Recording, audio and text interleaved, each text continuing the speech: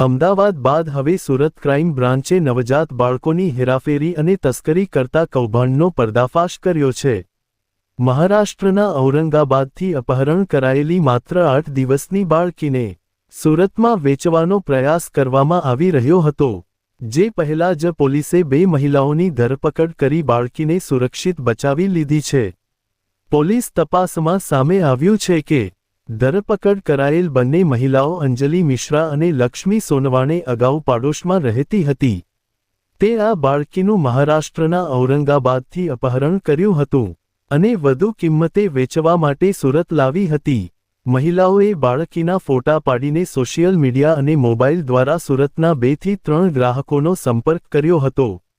પોતાની ઓળખ છુપાવવા માટે તે આ બાળકી પોતાની હોવાનો દાવો કરતી હતી। જો કે બાળકીના જન્મના કોઈ પણ કાયદેસરના પુરાવાઓ રજૂ ન કરી શકતા પોલીસની શંકા દ્રઢ બની હતી। ક્રાઇમ બ્રાન્ચને મળેલી બાતમીના આધારે બાળકીનો સોદો શરૂ થાય તે પહેલા જ બંને આરોપી મહિલાઓને ઝડપી લેવામાં આવી હતી। ઊંડાણપૂર્વકની પૂછપરછમાં મહિલાઓએ કબૂલાત કરી હતી કે તે બાળ તસ્કરીના નેટવર્ક સાથે જોડાયેલી છે। હાલ નવજાત બાળકીને સંભાળ માટે CWC ચાઇલ્ડ વેલફેર કમિટી સેન્ટરમાં સુરક્ષિત રીતે ખસેડવામાં આવી છે। ક્રાઇમ બ્રાન્ચ હવે એ દિશામાં તપાસ કરી રહી છે કે આ મહિલાઓ અગાઉ કેટલા બાળકોની તસ્કરી કરી ચૂકી છે અને સુરતમાં તેમના સંપર્કમાં કોણ કોણ હતું। આ રેકેટના મૂળ સુધી પહોંચવા માટે પોલીસ મહારાષ્ટ્ર પોલીસની પણ મદદ લઈ શકે છે। ક્રાઇમ બ્રાન્ચમાં એક ઇન્ફોર્મેશન મળી હતી કે એક 6 થી 8 દિવસના બાળકને વેચવા માટે પ્રયત્ન થઈ રહ્યો છે। આ બાતમી આધારે ક્રાઇમ બ્રાન્ચમાં વેરીફાઈ કરી ક્રાઇમ બ્રાન્ચના ઇન્સ્પેક્ટર જાડેજા, PSI પઢિયાર અને એમની ટીમ દ્વારા એક જગ્યાએથી રેડ કરવામાં આવી, જ્યાં અંજલિબેન મિશ્રા જે મૂળ રાયબરેલી જિલ્લાના છે અને ચોક બજાર વિસ્તારમાં સુરતમાં રહે છે, એમના ઘરેથી એક 8 દિવસનું બાળક મળી આવ્યું। શરૂઆતમાં એમને આ બાળક પોતાનું હોવાનું કીધું, પણ એમના પોતાના 22 વર્ષ અને 16 વર્ષના બાળક હતા, એટલે એક ક્લિયર નહોતું થઈ શકતું અને એના જન્મના કોઈ પુરાવા ના આપી શકતા।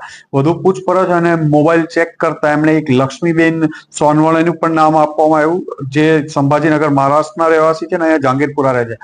આ બંનેને બાળક સાથે અહીંયા લાવી અને આ લોકોની પૂછપરછ કરતા એમણે આ બાળક મહારાષ્ટ્ર ઔરંગાબાદ પાસેથી કોઈ પાસેથી મેળવ્યું છે અને આ બાળકને 2 થી 2.5 લાખ રૂપિયામાં વેચવા માટે પ્રયત્ન કરી રહ્યા હતા, ત્યારે ક્રાઇમ બ્રાન્ચની ટીમ દ્વારા એને પકડી પાડવામાં આવ્યા છે।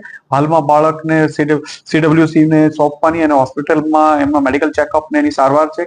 કાલ સાંજથી પોલીસ દ્વારા મહિલા પોલીસ કોન્સ્ટેબલ દ્વારા એની સારવાર કરવામાં આવી રહી છે, એની સંભાળ રાખવામાં આવી રહી છે અને આ તથ્ય બાળક પહેલા પણ ભૂતકાળમાં લોકો લાવ્યા હતા, બાળક વેચવાનું કંઈ કરે છે, ક્યાં ક્યાં પ્રયત્ન કર્યા વગેરે બાબતની તપાસ ચાલી રહી છે આ લોકોની। સર, અંજલિ મિશ્રા છે એ શું કરે છે પર્ટિક્યુલર, એમના હસબન્ડ શું કરે છે? અંજલિ મિશ્રા લેબર જેવું પરચુરણ કામ કરે છે। એમના હસબન્ડ પણ અહીંયા ટેક્સટાઇલમાં કે પેલા હીરામાં કામ કરતા હતા, એમનો બાળક પણ હીરામાં ને એમાં કામ કરે છે। 22 વર્ષનો મોટો બાળક છે અને બીજો બાળક 16 વર્ષનો છે, એટલે 2 છોકરાઓ છે। ઓનલાઈન ટ્રેડિંગનું પણ કામ કરે છે અને સાથે જે લક્ષ્મી છે એ એના હસબન્ડની ડેથ થઈ ગઈ છે, એમનું 24 વર્ષનું એક બાળક છે અને એક ડોટર છે, એ પણ ઓનલાઈનનો ટ્રેડિંગનો બિઝનેસ કરે છે। સર, લક્ષ્મી અને